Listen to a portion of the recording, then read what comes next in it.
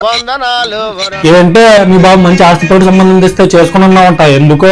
అవునండి, డబ్బులో ఏముంది, నాకు మిడిల్ క్లాస్ బంధాలంటేనే ఇష్టం. నాకు మీరు నచ్చేశారు, అందుకే పెళ్లి చేసుకున్నా. ఇప్పుడు నిజం చెప్పవే. డబ్బున్నోడైతే అడిగిన వెంటనే అన్ని కొని పెడతాడు, కిక్కు రాదు. అదే మిమ్మల్ని అయితే టార్చర్ చేసుకునుకోవచ్చు, పైగా కిక్కే కిక్కు.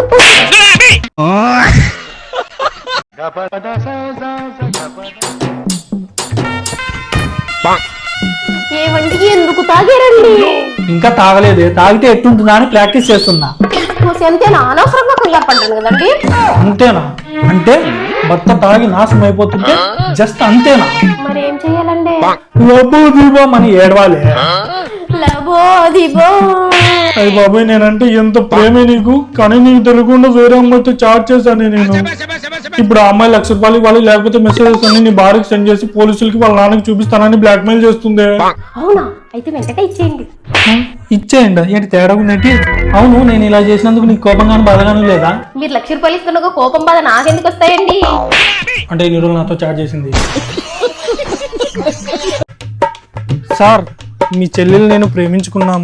అయితే మరి ఇప్పుడు ఏం చేయమంటావు?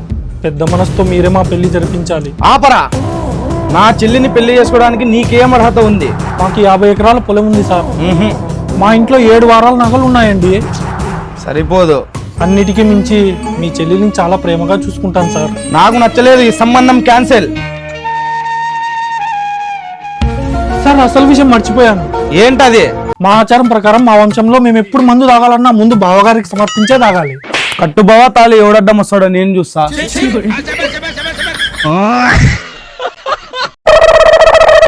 ఏంటండి ఎప్పుడు చూసినా అలా గలీజ్గా ఉంటారు? కాస్త ఫ్రెష్ అప్ అయి నీట్గా ఉండొచ్చుగా. అవును, నా భార్య చెప్పింది నిజమే, తనని ఎందుకు బాధ పెట్టడం. సరే భార్యమని, నీ ఇష్ట ప్రకారమే ready అవుతానులే. A few moments later. ఎలా ఉన్నాను భార్యమని? ఏంటి లవర్ దగ్గరికి వెళ్తున్నావా? అంతగా రెడీ అయ్యావు? ఏం బాలేదు, ఇంత ముందులాగే బన్నారు. ఇలా డ్రెస్ మార్చండి. అది కాదు నేను చెప్పే. అవసరం లేదు, మార్చే.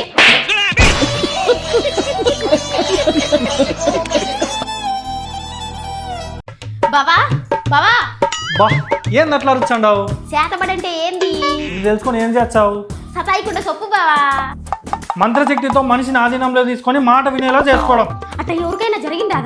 నాకు జరిగుండాదిగా. నీకెవరు చేసింటారు బావా? ఇంకెవరు? మీ అమ్మ మీ నాయన నాకు ఇచ్చి కట్టుపెట్టుండారుగా. ప్రపంచంలో పెళ్లికి మించిన చాటపడి ఏముండదు. ఏమండి,